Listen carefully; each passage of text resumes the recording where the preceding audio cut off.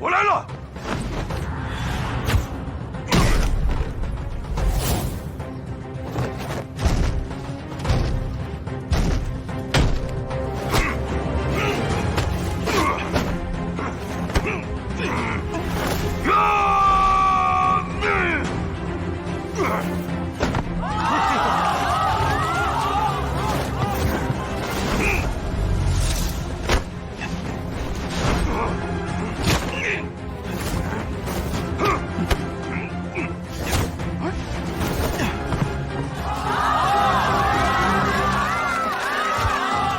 是你摔我呀！摔跤我确实不会，以拳脚之灵巧对你的教术太不公平，你我还是不比了吧。你说什么？你个打拳的看不起我摔跤的！今天我要是输了，就亲手撕了那面谁教的旗子！呀！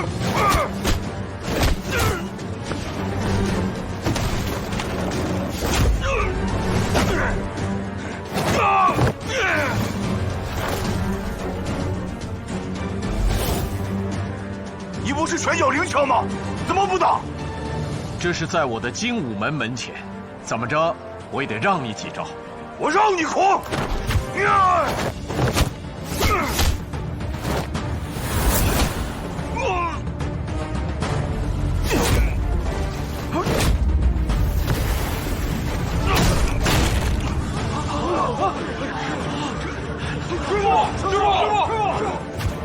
承让。用不着你扶我。师傅，师傅，让开！拿我的裙子来！壮士何须如此？我说了，输了就撕了这旗。这旗上写的是“神交”二字，意思是摔跤无人能及。你我二人比的并非摔跤，况且拳脚与教术的规则大相径庭，故而没有胜负之分。你又何必撕掉这面旗子呢？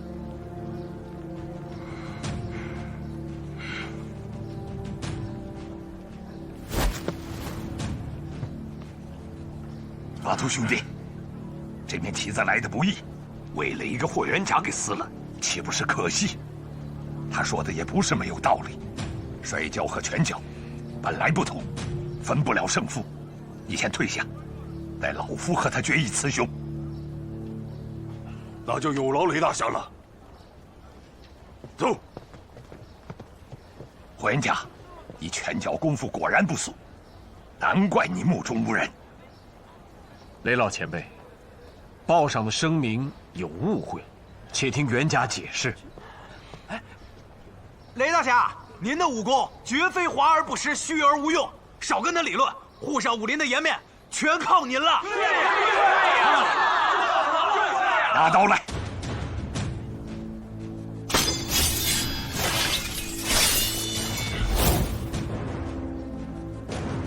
雷某虽然以八卦掌闻名，今日却和你兵器相见。雷老前辈，不要听别人的挑唆，且听我解释。少啰嗦！你不拿兵器吗？那可就别怪老夫不客气了，吃我一刀！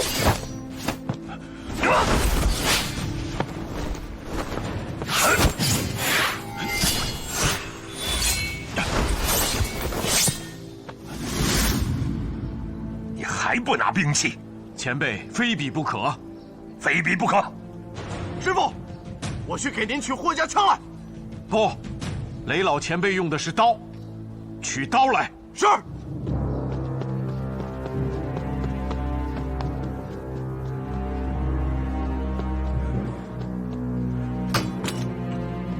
哎，刘振生，不是说好了比划拳脚吗？怎么还动起刀枪来了？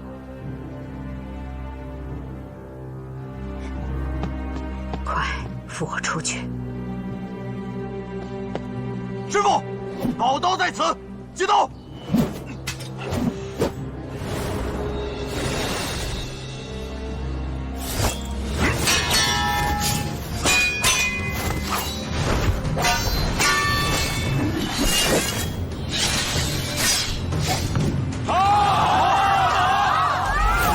文家，我已攻出10刀，你为何不还手？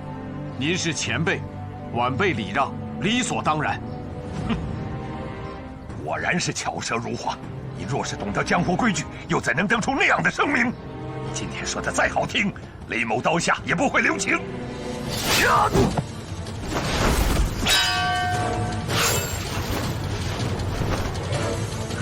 怎么样了？娘，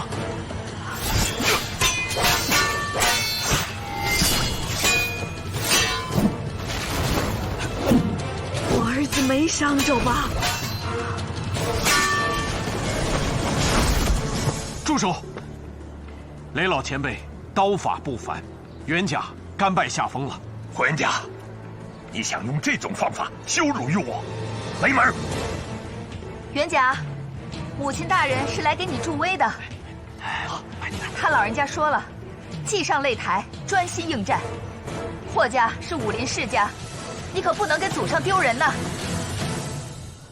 对，元甲，你以1敌3，已胜2场在先，这一场只要专心比，无论胜负，你都已经升镇上海滩。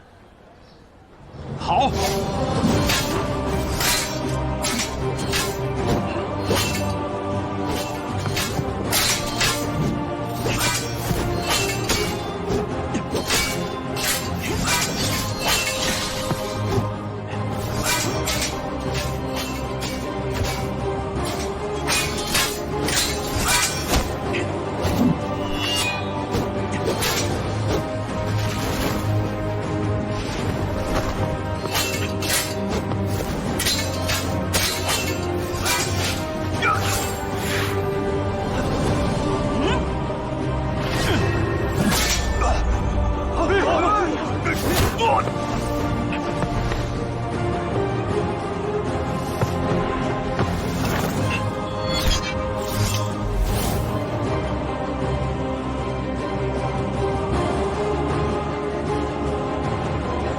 王武，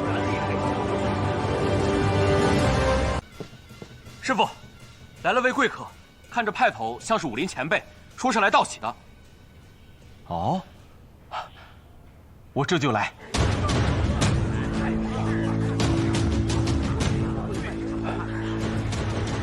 来者定是沪上武林的前辈。袁甲初来乍到，在此请问前辈尊姓大名？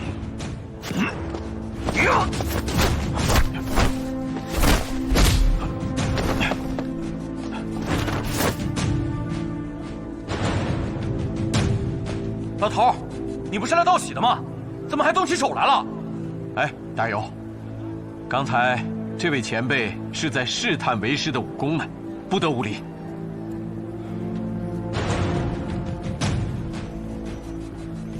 前辈，刚才您那几掌出神入化，冤甲佩服。请问，您是八卦门的哪一位前辈啊？哼，有眼无珠的家伙！告诉你，这位就是八卦掌江南第一高手，美髯公雷霆云。啊，原来是雷老前辈，失敬失敬。小的时候就听家父说过，前辈是八卦掌的一代宗师，今日得见，三生有幸。哟，说的倒是好听。不如跪下，磕仨头，认了干爷爷，然后自己砸了精武门的牌匾，改投八卦门算了。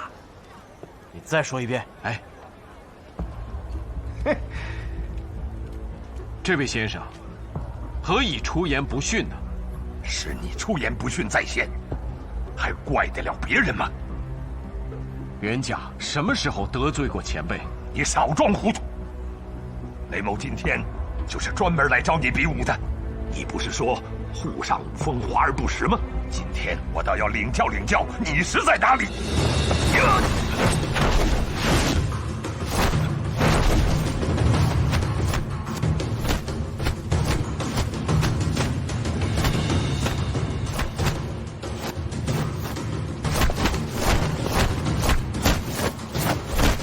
且慢，前辈，您的指责让袁甲如坠云里雾中，不知是受了何人的挑拨。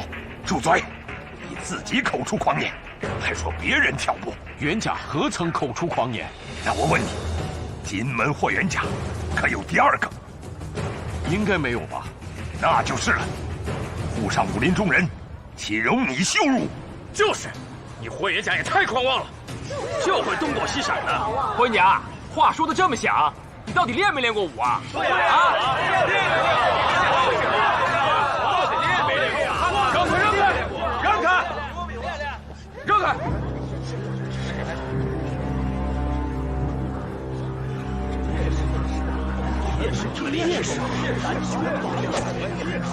霍元甲在哪儿？让他出来受死，要不然我就砸了他的精武门！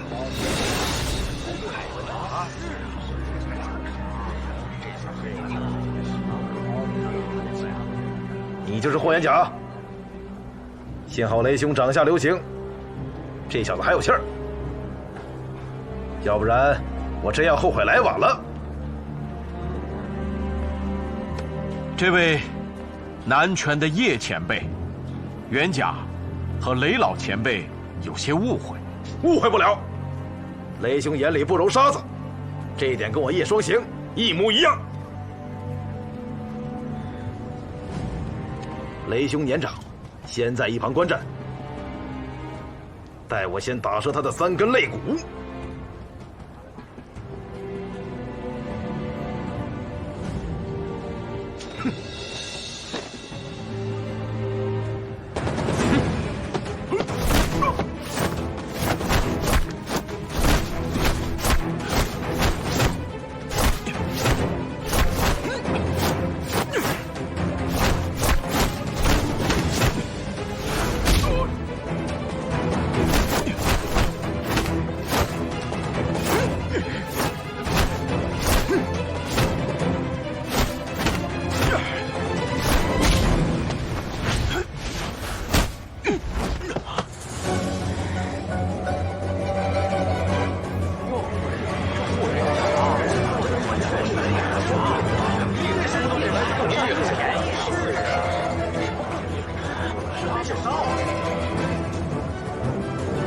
有两下子，生死文书。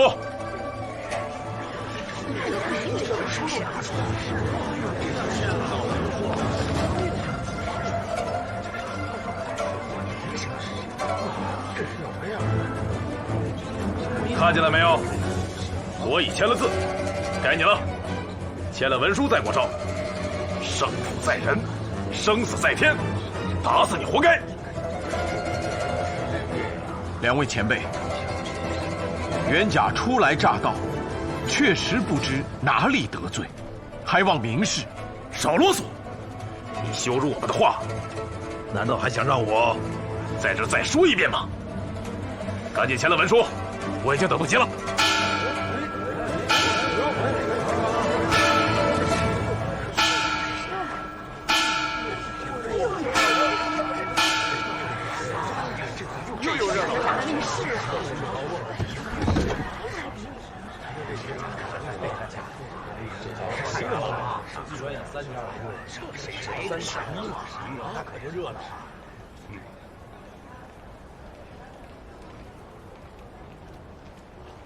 请这干啥？多此一举！你们让开，看我把他摔成肉泥！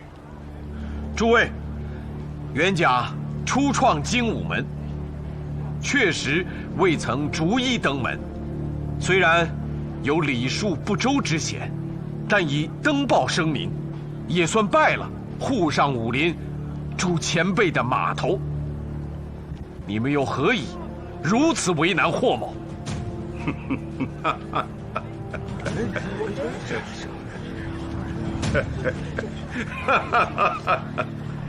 你那个声明也叫拜码头，笑话！荣先生，荣先生，荣先生，哎，就连荣先生都来了。看了报纸我就想，姓霍的如此狂妄，我琢磨着得有人来教训教训他呀。所以这一大早就赶来看热闹，没想到3位大侠早到了。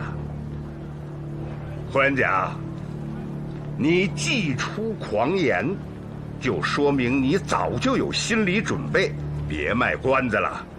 这3位可都是沪上武林响当当的人物。霍元甲，你想跟谁先比啊？自己挑吧。这位先生，霍元甲未曾想过和任何人比武，更何况这里也不是比武的地方。不是比武的地方。哦，我明白了，你是嫌没有擂台呀？是，高手对决是要有个擂台，这好办。红玉堂的人在吗？哟，这是要打擂台，请荣先生吩咐。找些木匠在这儿搭个擂台。是。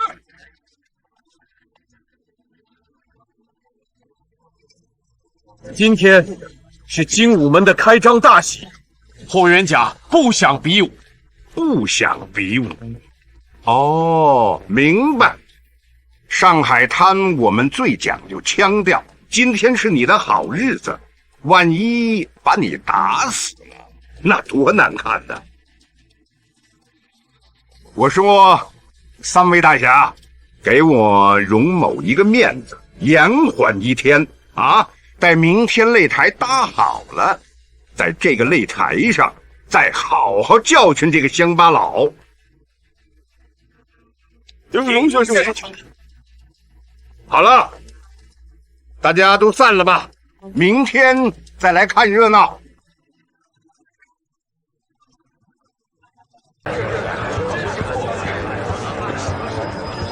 霍元甲，明天擂台之上有你好看。滚！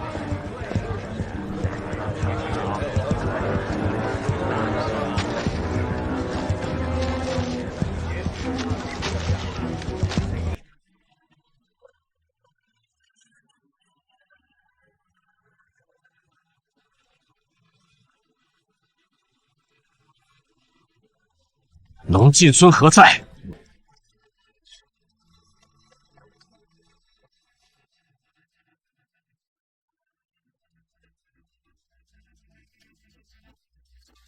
龙先生，师傅让我和大师兄到处找你，就是找不到。你到哪儿去了？大友，你小声点，我够着急的。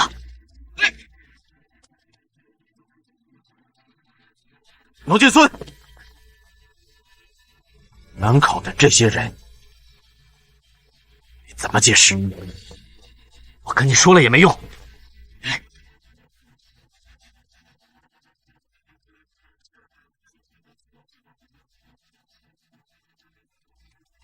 你干什么？你干什么？假惺惺的跟我师傅说来上海大有可为，却在报纸上登这些，你要害死我师傅吗？我是袁家的结义兄弟，你应该叫我师叔，你没资格教训我，没资格教训你，我打你！刘振生，你师傅已经够着急的了。农先生是自己人，这时候绝不能起内讧。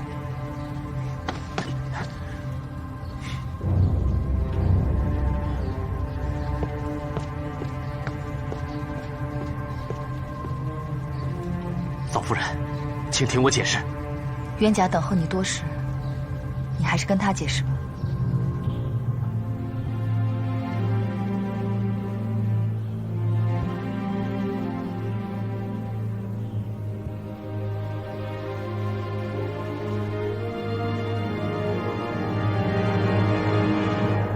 袁甲，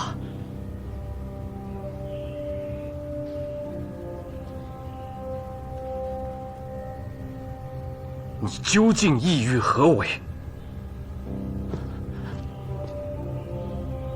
你跟我走。去哪儿？海上新报。你不亲自跟我去报馆，这件事情我解释不清楚。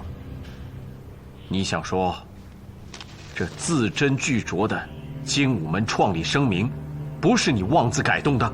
当然不是。那这报纸上刊登的内容是怎么回事？这件事情，报馆的总编应该最清楚。一早看到报纸，我就吓坏了，连忙赶到报馆找他们理论。可是等了大半天，也没等到那个姓曹的总编。报馆的人说，他熬了半夜改稿子，回家睡觉去了，要午后才到报馆。我怕精武门出乱子，就想先回来看看。袁家，你跟我一起去报馆，亲自查个明白。这件事情太大了，我不想在俩心里记上疙瘩。什么呀，师傅，您不能跟他去，他居心叵测，别再设好什么圈套等着您呢。对，师傅，这个姓农的已经害死了3师兄，师傅你不能再信他。大友，你知道的，阿发是我的亲外甥，是我在这个世界上最亲的人了。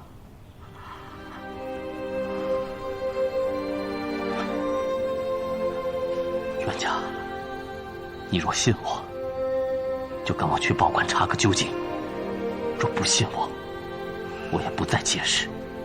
就算你我今生从未相识。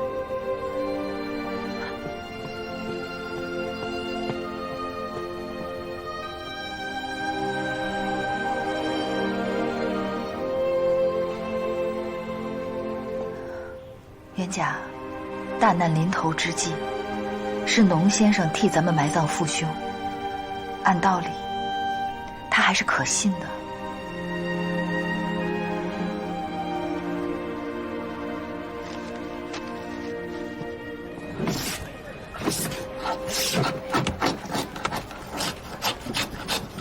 大家抓紧干啊！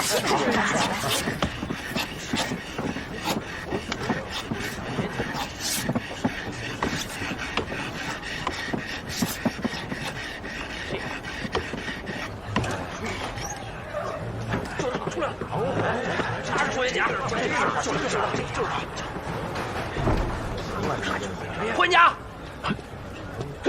你们加油！加油！怎么着？干嘛？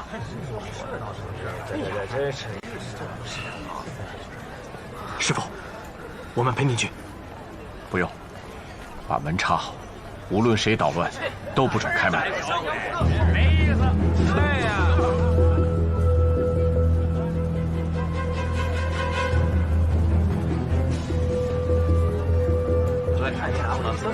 慢走啊！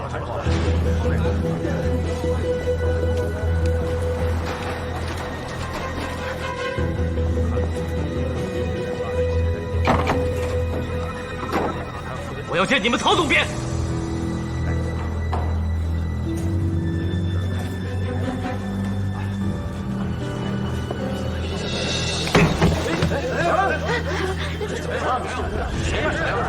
谁在报馆闹事啊？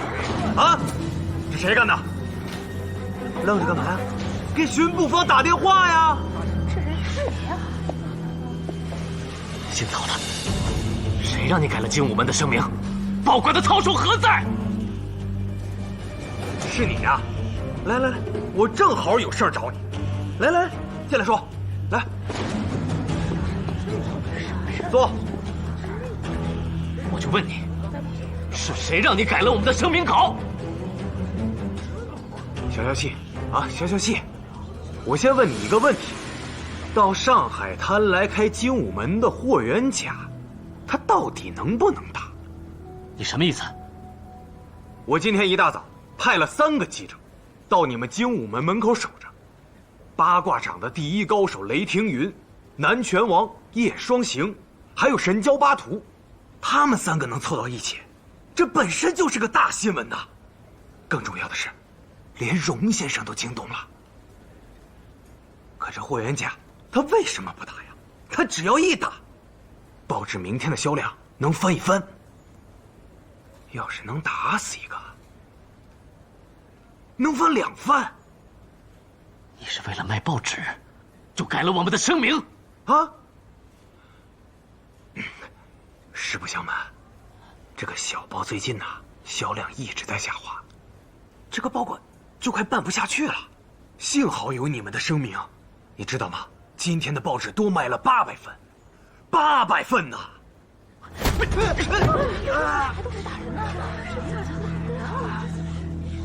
打得好，打得好！你打完我，我也就心安理得了。不改你的声明，我这报馆就要关门了。外面这些人，从编辑到记者，从职员到乡里，大家的饭碗就都没了。关键是，我已经欠了他们3个月工钱，他们能饶得了我吗？你一个人打，也就是解解气，他们要动起手，那是要我的命啊！你，好了好了，你也消消气。现在咱们说点正事啊。霍元甲一个乡巴佬来到大上海开精武门，不就是为了挣点钱吗？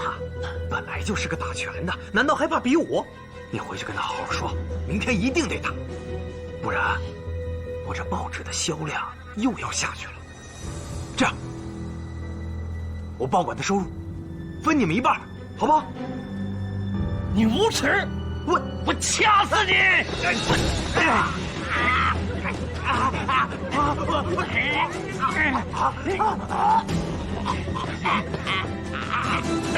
孙，小农子，我告诉你，报馆可在租界里，你敢行凶，是要被巡捕抓去枪毙的。喂，景孙，你又是谁啊？霍元甲。你就是霍元甲？看你这文文静静的样子，不会一上场就被人给打死吧？那我这新闻可就没得做了。道义有道，姓曹的，你连贼都不如。我，金孙，咱们走。一定要让他打啊！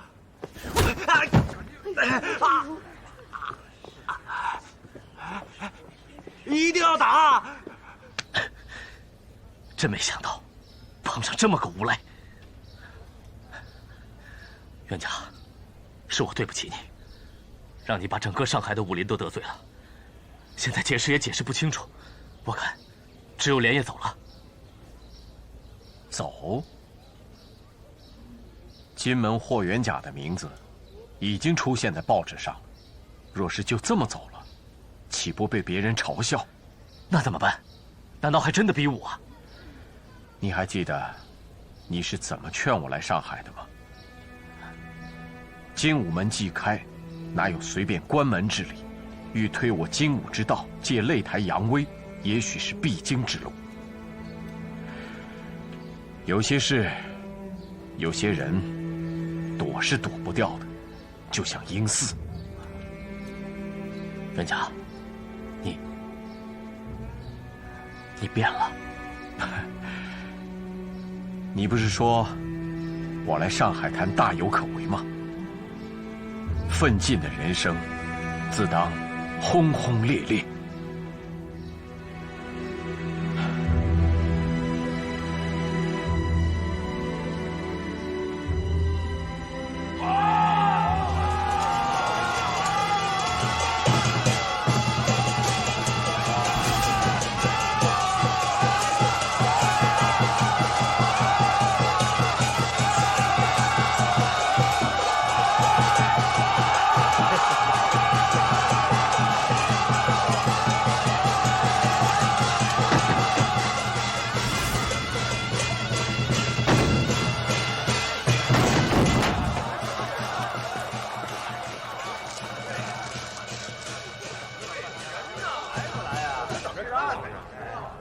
霍元甲怎么还不出来呀？啊，是不是怕被打死啊？趁天黑带着一家老小跑了吧？请大家安静一下，大家安静一下，请大伙放心。昨天夜里，荣先生已经派足了人手，把他们的家围得水泄不通，想跑没门儿。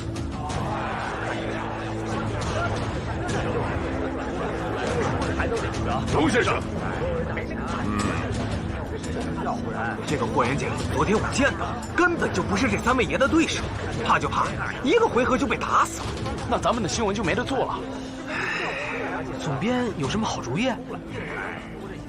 我们的目的是利用这次比武啊，把报纸的销量给推上去。要做到这一点，报纸就要有名，对不对？对，报纸要有名，总编要先出名，对不对？对啊，对。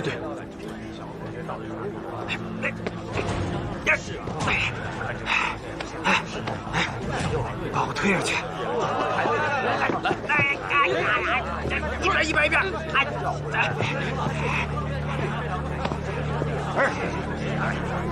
你上来干什么？啊！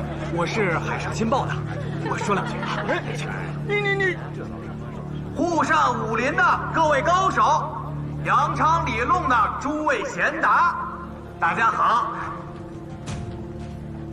鄙人就是海上新报的总编曹达人。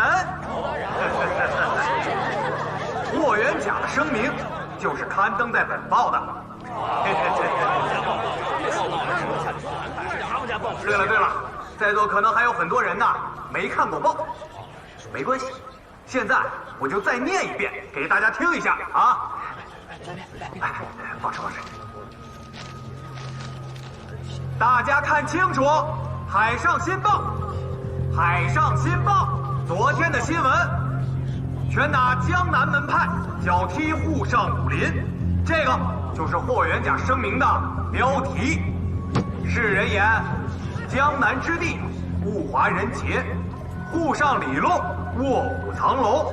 今门霍元甲，自幼习武，至今30载，行走江湖10余年，未尝败绩。今初来贵地，开精武门于闸北，继承武林，当见拳脚，共处江湖，必有刀枪。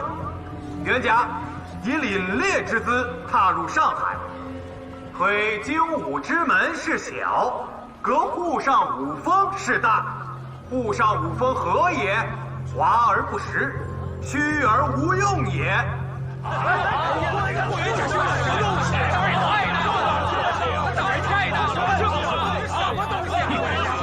还没完啊！拳打江南门派，脚踢沪上武林。霍元甲欲以一己之力扭转沪上武风。今日广布，若有异议者，铁拳以待。今门霍元甲。霍元甲太狂了，让他出来！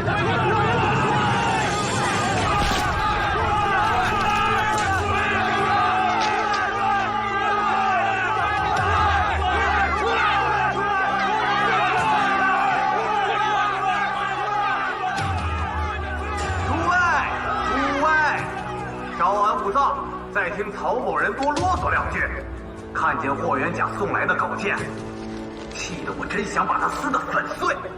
可后来我又一想，如果我不把他登出来，霍元甲这个乡巴佬是不是就会以为咱们上海滩没人呢？今日之比武，本报将以追踪报道的方式，奉上相应的照片以及文字，以响海上新报的忠实读者。海上新报，我怎么没听说过？哦，这是一家快要倒闭的小报。昨天刊登了霍元甲的声明之后，报纸多卖出几百份啊！哼，我说呢，这个主编这么卖力气。哎，你费了半天的劲。就是想卖报纸啊！这霍元甲什么时候出来啊？就是这样，为了防止霍元甲做缩头乌龟不出来，大家跟我一起喊，让他出来应战，如何呀？霍元甲，别当缩头乌龟，出来应战！霍元甲，出来应战！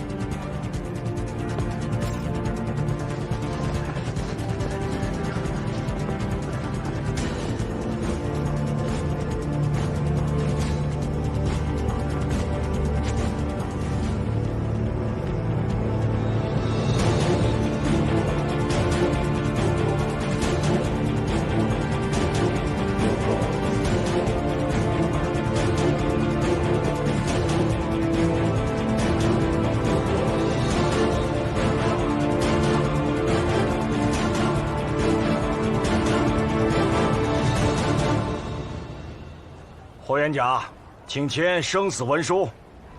既是比武，点到为止，既分输赢，又何必签生死文书？那可不行！你没看见我们都签了吗？我巴图这可是破例，就是把你摔死。你媳妇告我讹我的银子。霍元甲，我3人都已签了生死文书，你若不签，便跪下，挨个叫爷爷，不比也罢。哼，姓霍的，你自谓以凛冽之姿踏入上海，挑起今日事端，现在擂台已经摆下，你却临阵退却，真是缩头乌龟。除非你在擂台之上学乌龟爬上3圈，雷某便饶你不死。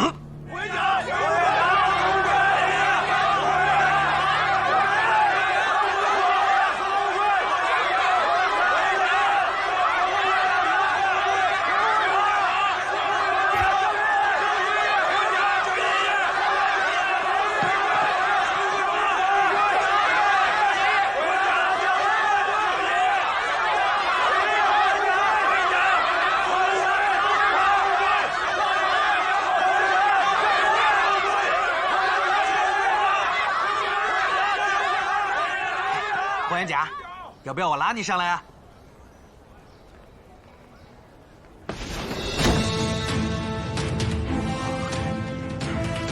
哎，看来不是吹的，练过呀！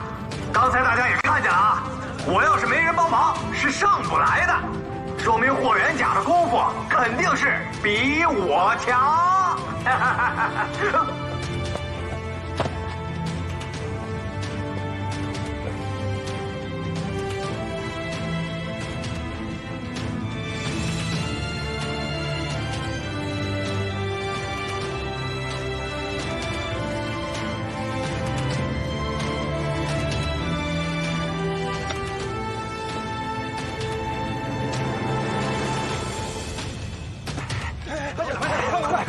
你！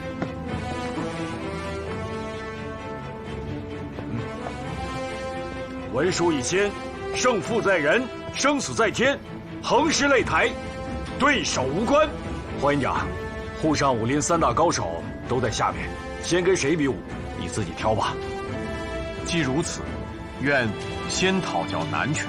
好，现在有请五鹤双形震天下，劈山倒海南拳王叶双形叶师傅上场。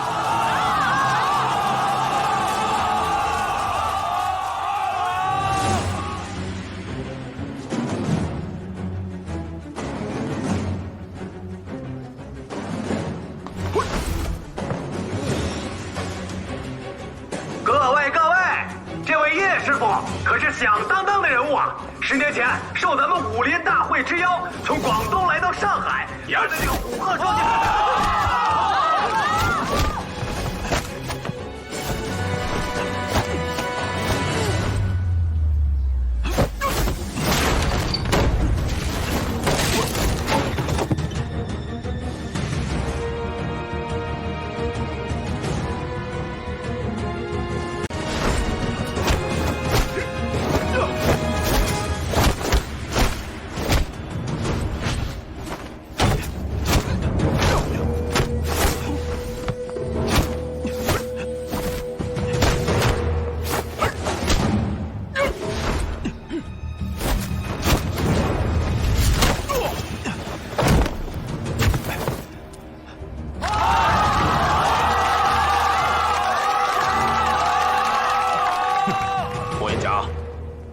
该出拳了吧？好，那我就恭敬不如从命。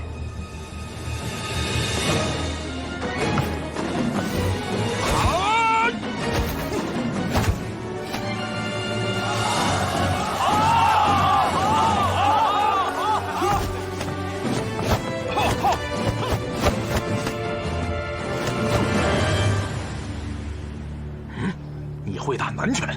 略知一二。不用自家本领，竟用南拳对我，狂妄之极，欺人太甚！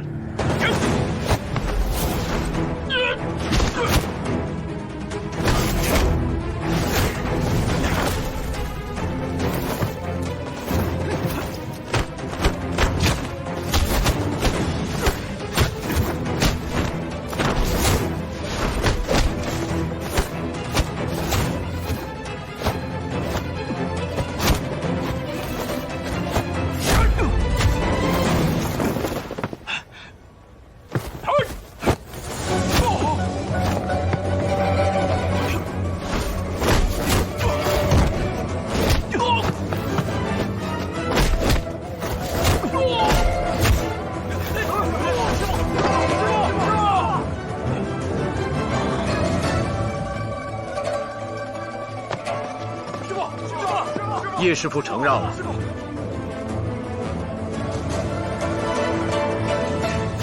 你赢了。叶双行技不如人，今日就离开上海滩，回广东。叶师傅，请留步。你还要怎样？叶师傅，刚才你我同用南拳过招时，袁甲已落下风。之所以取胜，是因为我拳路突变，侥幸而已。叶师傅的南拳，鹤借虎威，虎随鹤行，出神入化。袁甲学武多年，虎鹤双形也只是听说过，今日得见，十分钦佩。希望日后能与叶师傅共同切磋武功，相互学习。哼，输了就是输了。叶某人认账，用不着你奉承。哼，叶师傅，就算是输了，你也用不着离开上海滩。你我三人同写着生死文书，谁赢他都算赢。我来了。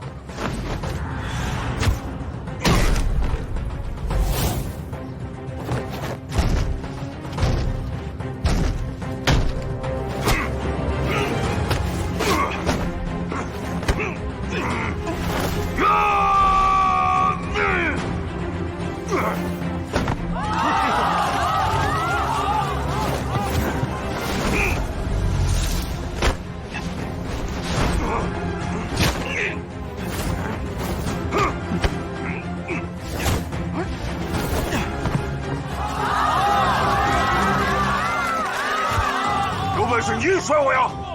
摔跤我确实不会，以拳脚之灵巧对你的招数，太不公平。你我还是不比了吧？你说什么？你个打拳的看不起我摔跤的！今天我要是输了，就亲手撕了那面谁家的旗子！呀！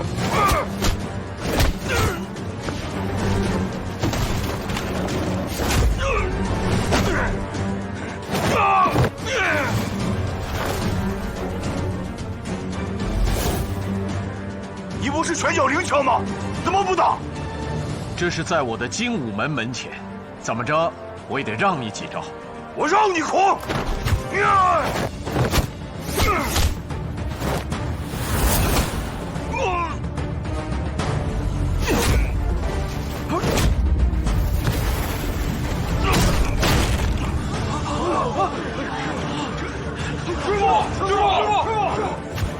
承让。用不着你扶我。师傅，让开！拿我的裙子来！壮士何须如此？我说了，输了就撕了这旗。这旗上写的是“神交”二字，意思是摔跤无人能及。你我二人比的并非摔跤，况且拳脚与跤术的规则大相径庭，故而没有胜负之分。你又何必撕掉这面旗子呢？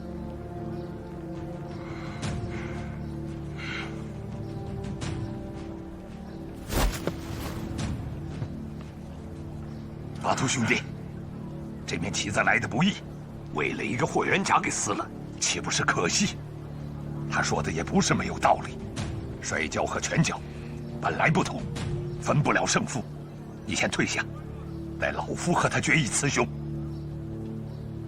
那就有劳雷大侠了。走。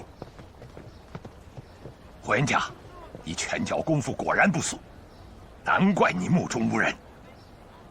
雷老前辈，报上的声明有误会，且听袁甲解释。哎，雷大侠，您的武功绝非华而不实，虚而无用，少跟他理论，沪上武林的颜面全靠您了。拿刀来！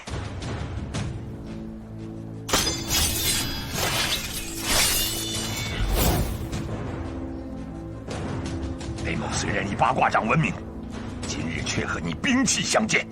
雷老前辈，不要听别人的挑唆，且听我解释。少啰嗦！你不拿兵器吗？那可就别怪老夫不客气了，吃我一刀！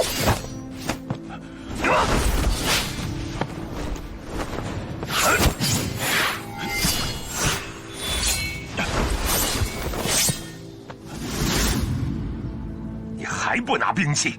前辈非彼不可，非彼不可。师傅，我去给您取霍家枪来。不，雷老前辈用的是刀，取刀来。是。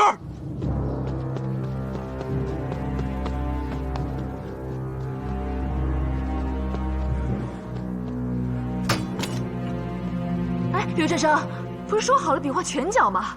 怎么还动起刀枪来了？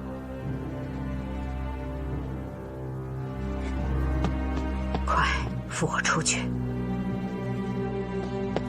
师傅，宝刀在此，接刀！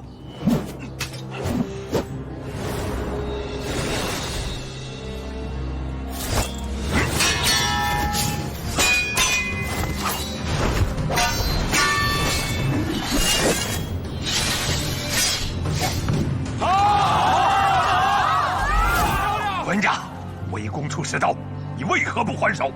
您是前辈，晚辈礼让，理所当然。哼，果然是巧舌如花。你若是懂得江湖规矩，又怎能得出那样的声明？你今天说的再好听，雷某刀下也不会留情。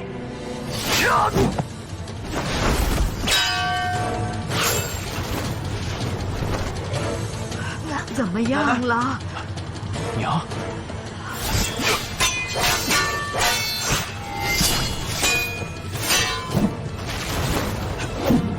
我儿子没伤着吧？住手！雷老前辈刀法不凡，袁家甘拜下风了。霍元甲，你想用这种方法羞辱于我？雷门！袁甲，母亲大人是来给你助威的。他老人家说了，既上擂台，专心应战。霍家是武林世家，你可不能给祖上丢人呐。对，袁甲，你以1敌3，已胜2场在先，这一场只要专心比，无论胜负，你都已经升镇上海滩。好。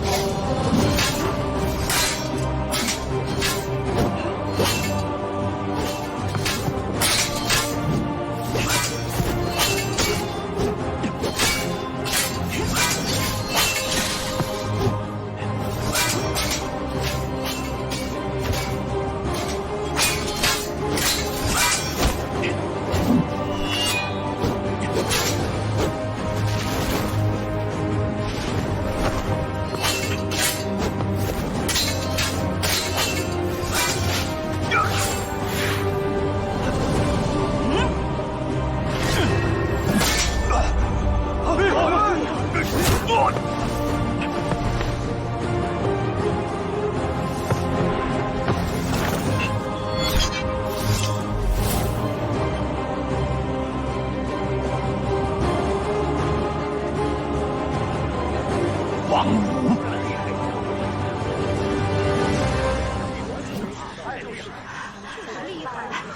娘，霍元甲，你手上这把刀从哪里来的？义兄遗物，已跟随我多年。大刀王武是你义兄？正是。怎么可能？你这后生晚辈，王武怎么会和你结义呢？霍元甲说的没错，戊戌年，大刀王武与金门霍元甲8拜结交，京津一带无人不知，只是大江阻隔，消息没传到上海而已。大刀王武，刀不离人，人不离刀，他已故去多年，宝刀为何没随他下葬，却在你的手里？庚子年，王武横遭不测，是霍元甲在洋人的枪口下，与京城朝阳门抢回王大侠头颅，才使得老英雄得以全尸安葬。可惜下葬时并未找到宝刀，后由王武友人相赠。元甲得刀后，便欲重新开棺，使其人刀合葬。我们劝他留刀于世，也是希望这口刀所代表着王武的浩然正气，可以长存人间。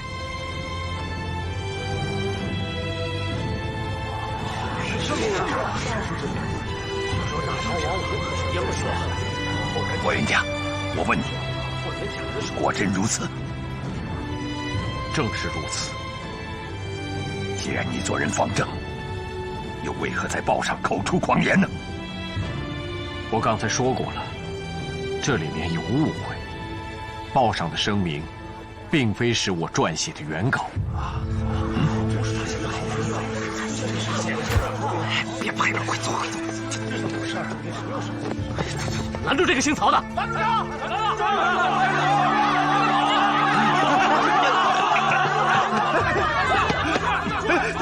这里头一定是有什么误会啊！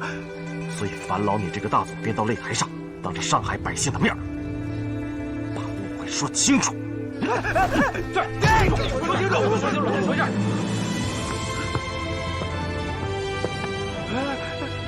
开保管的，刚才你在台上油嘴滑舌的，我看你就不是好东西。你说，你登的声明可是出自霍元甲之手？我确实是接的霍元甲的声明稿啊，只是我觉得他没把事说明白，我不过就是给他锦上添花，稍加润色了而已。说什么？稍加润色，锦上添花？锦孙，曹总编，该声明的原文，你是否还记得？我却记得。今日，众人之怒，不外乎因为海上新报的那份声明。但报上所登之声明，并非是我们送到报馆的那份，而是这位曹总编的篡改之作。是他写的！霍元甲，你的原稿是怎么写的？你说来给大家听听。好。因兹事体大，该声明的原文是我和晋孙贤弟字斟句酌而成，故记忆犹新。今日我便在这台上念给大家听，算作正式的声明。霍元甲拜沪上武林志士书，世人言江南之地，物华人杰。沪上里弄，卧虎藏龙。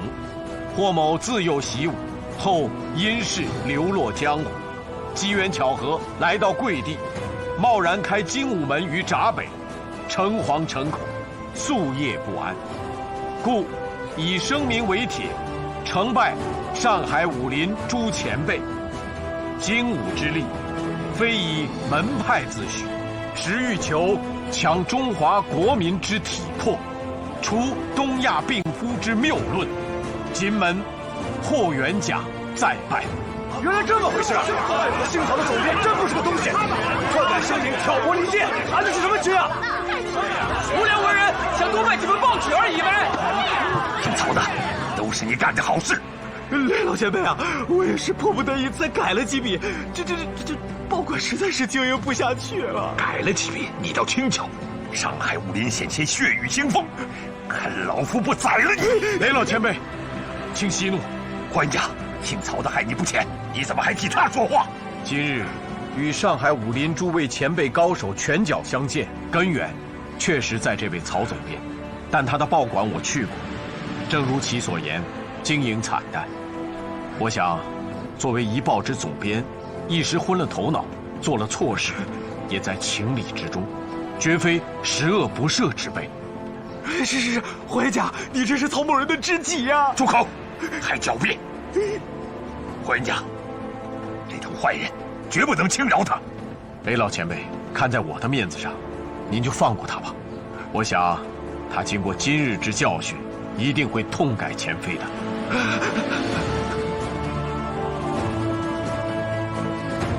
滚！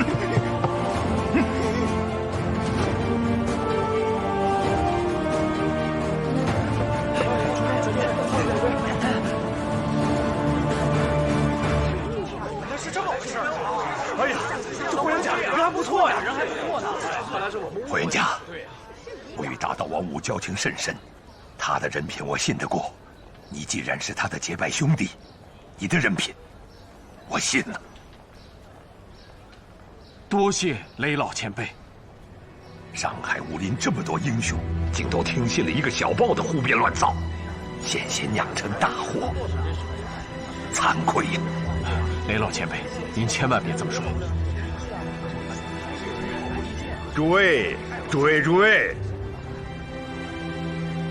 此事荣某人也有过错，在不明真相的情况下，就在这儿搭了擂台，有失礼数啊！霍叔，见谅。不敢。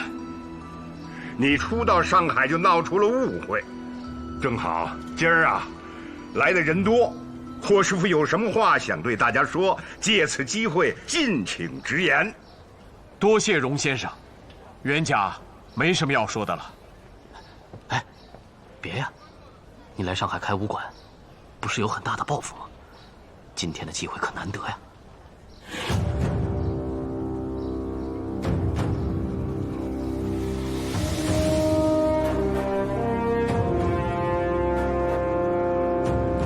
诸位父老乡亲，沪上的武林同道，如今国事艰难，洋人肆虐，万民羸弱，作为武林中人，如何能激发国民习武强身之愿望，实为今日之所急。袁家以为，只要习武成为民众之习惯，身强体壮的人多了，东亚病夫的帽子自可摘除。所以，精武门希望广招愿意习武的后生，为国家之强盛、民族之未来尽微薄之力。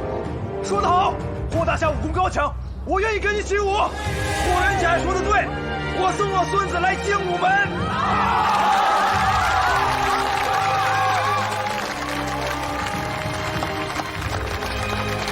霍元甲，不，霍大侠，我们海社金报愿意为精武门免费登1个月，1个星期广告。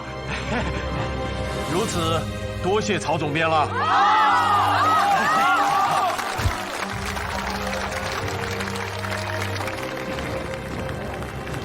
荣先生，今天霍元甲算是出尽了风头，其他武馆交行的生意怕是不好做了。上海滩的武林原本就群龙无首，来个霍元甲，这不挺好的吗？看来您挺器重他呀。哎呀，霍元甲是个难得的人才呀，待会儿给他送个帖子，请他到家里边来喝茶。是。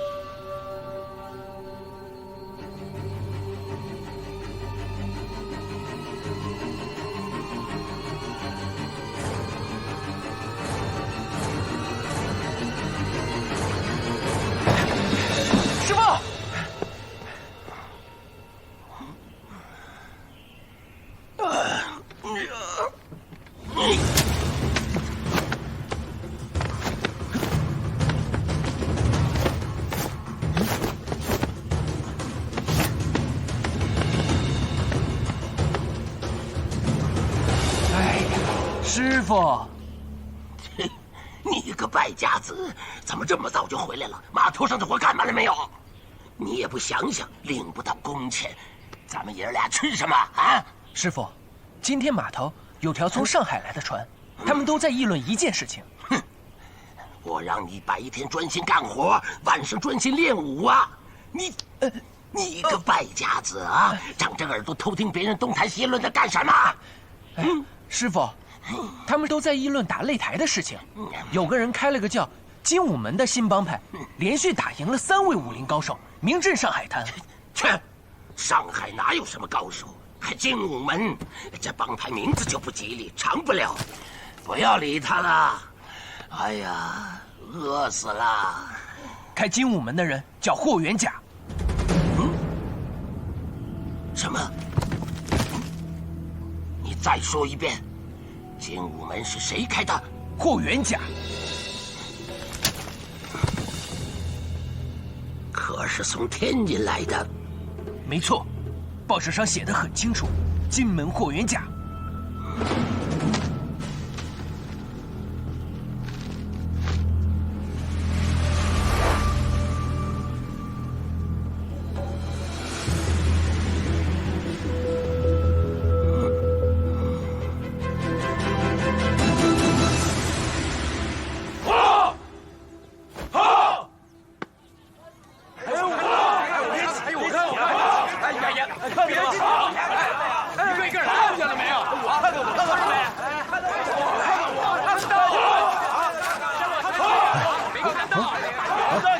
大清早的，精武门就有这么多人练武了啊！那是上海滩最红火的武馆，这武馆要赚很多银子吧？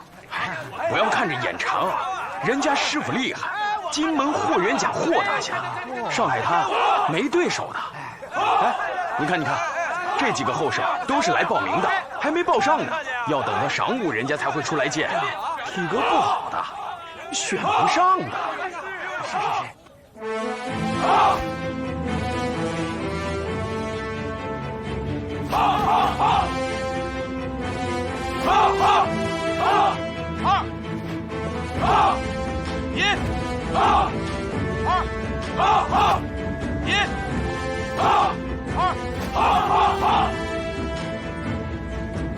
师傅走，师傅走，大家走，继续。哎，1，好，2，好。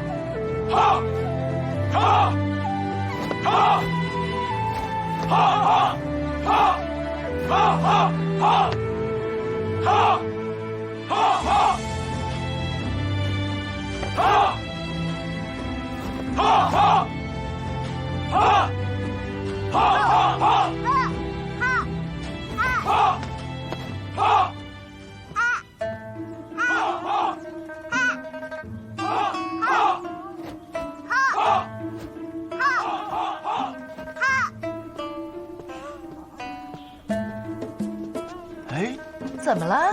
娘，被我爹发现了。我早就跟你说过，你爹是不会让你练武的，你就是不听话，惹你爹生气了吧？没生气，我也从来没说过不让东爵练武啊。是因为习武，我惹了不少祸，但我不后悔。没准等东爵长大以后，我们这个国家人人都体格强健，我可不能让东爵落于人后啊。娘，我爹让我练武，我要去练。东爵啊，现在可不行，你还小，这筋骨还没长成，还不适合练武。那要等到几岁呀？爹是从7岁开始习武的，你就等到7岁吧。啊，7岁。娘，早。娘，早。早。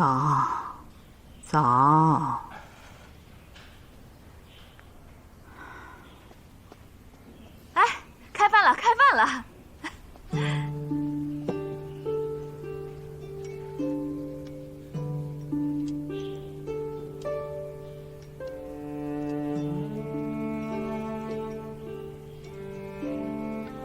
娘，你没睡好吧？啊，肯定是前来学武的弟子太多了，连内院都占上了，天还没亮就练武，一定是吵到你了吧？你爹年轻的时候也是天不亮就练武，我早就就习惯了。啊，可是您的脸色可不太好。做噩梦了，连着3天，同样的梦，一闭上眼睛就被吓醒。啊，那什么梦啊？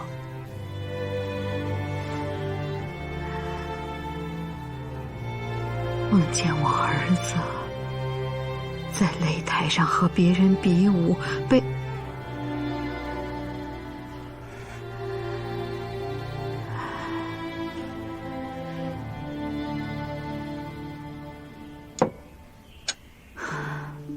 准是那天在门口打擂台，把娘给吓的。兄弟，你武艺强，娘跟我都知道。可来的那几个人，他也是如狼似虎。你说他万一要是不守规矩一起上，那你不是又吃亏了吗？毕竟我们一家人来到上海滩，人生地不熟，不是？你要是有个3长2短，你说这一家子，娘，还有3个没长大的孩子，14个，妹妹可又怀上了。大嫂，娘，今晚睡觉前我给您烫脚，脚烫舒服了就睡踏实了。夜里我被吓醒了，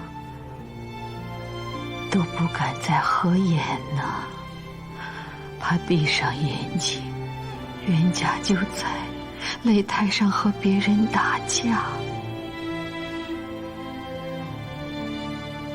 我就只能眼睁睁地看着房梁，可我这眼神太不争气了，我看着看着就什么都看不见了。娘，您本来眼睛就不好，可千万不能再这样了。要是想让娘睡得安稳，除非你答应娘一桩事。你说，别说1桩，就算100桩、1000桩，儿也都应您。从今往后，你不许再上擂台，你不许再和任何人比武。这……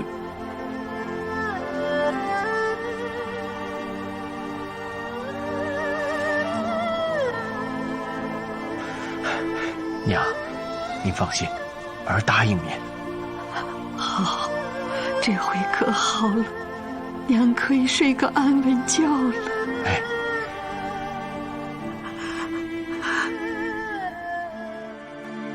加油！加油！加油！加油！加油！加油！加油！加油！加油！加油！加油！加油！让开！加油！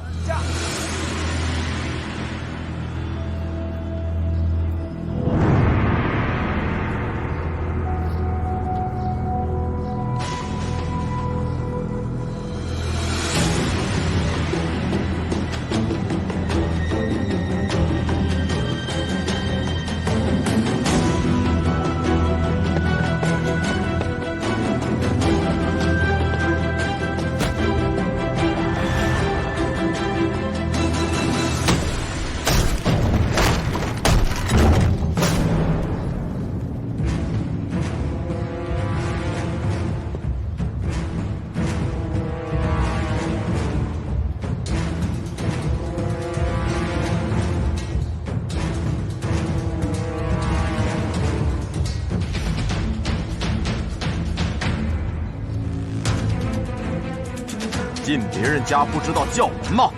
学武得等到晌午才能报名。你是霍元甲？你谁呀？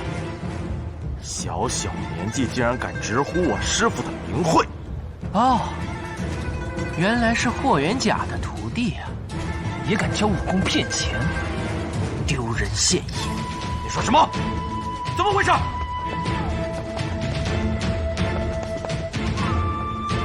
谁啊？在下霍门大弟子刘振生，敢问这位壮士，尊姓大名？无名小辈，不配知道我的姓名。你们开的武馆叫精武门，对吧？那就叫霍元甲出来，我看看他的武功到底有多精。存心来捣乱的是吧？看我怎么教训你！大妖，我是大师兄，教训他，我来。我师父来上海成立精武门，为的是光大中华武学。我们不想与任何人为敌，可是有故意来捣乱的，我们不怕。那就来吧，刚好拿你活动活动筋骨，活动开了，待会儿好收拾霍元甲。狂吐猪口，看招！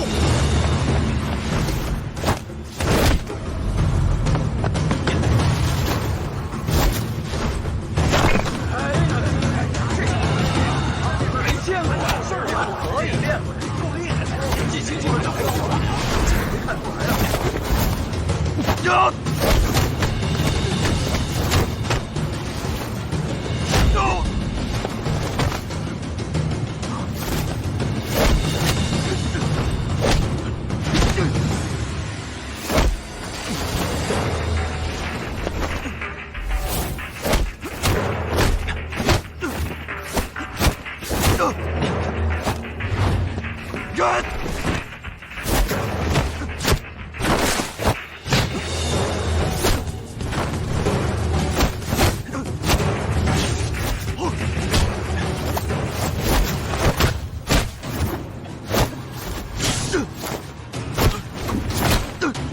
这么打下去，要打到什么时候啊？嘿。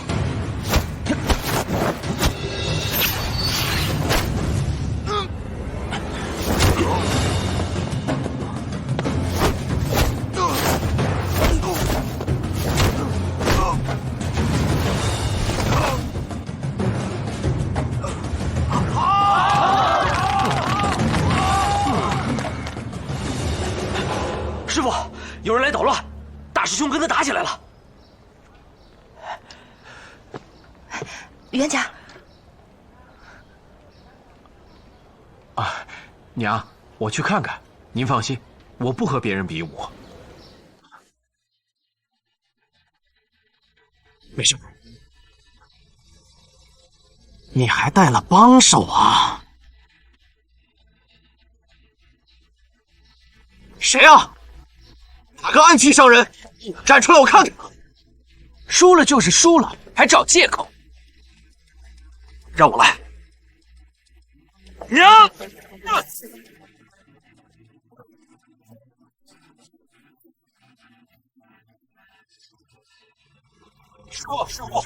师傅，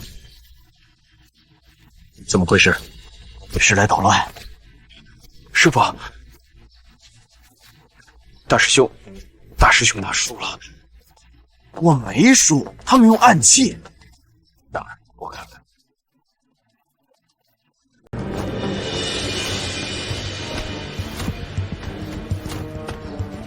师傅，这小子不是一个人来的，有帮手。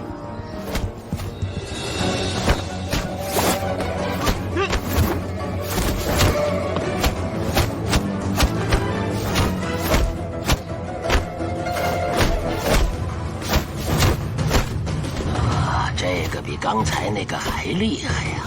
照这么下去，体力就耗尽了。哎呀，待会儿怎么打霍元甲呀？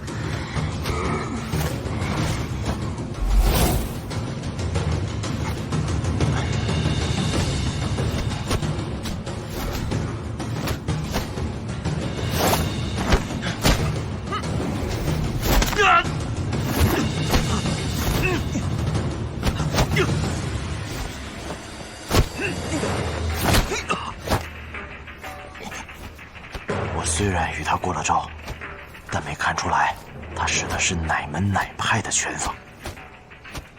此人学艺很杂，应该拜过很多师傅。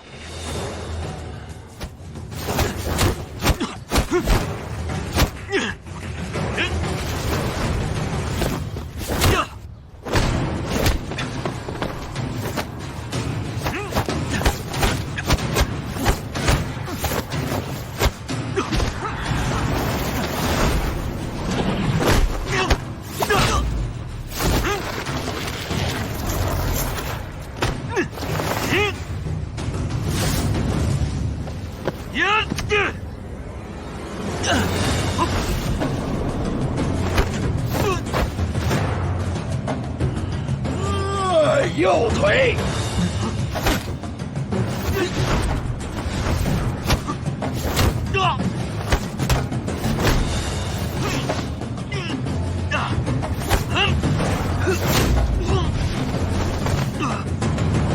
大友，大友，切磋武功应点到即止。你输了。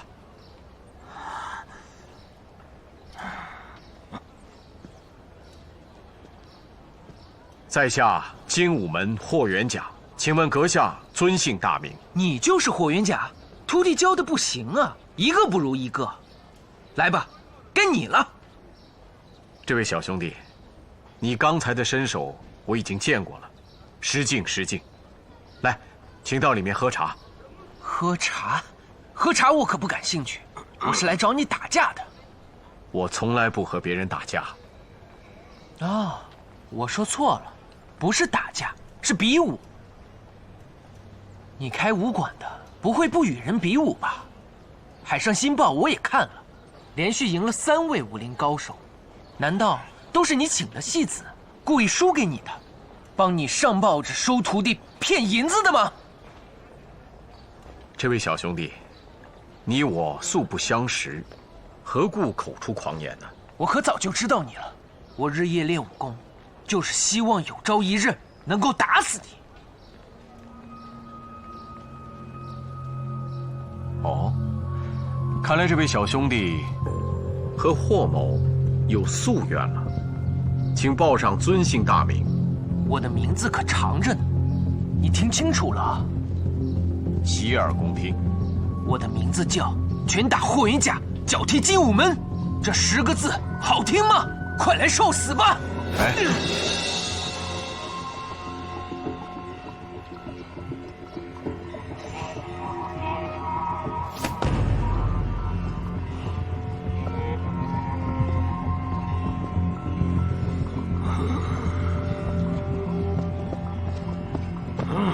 前辈大驾光临，有失远迎，请恕罪。前辈，我只不过是个叫花子。我的徒弟许大友半个月前练功伤了右腿，经过医治后，已经好得差不多了。若不是精通武学的前辈，又怎么能够看得出来啊？名不虚传呐，霍元甲。哎，徒弟啊，你跟他打的时候可得多当心呐。师傅，你放心吧。霍元甲，别再婆婆妈妈的，赶快过来受死！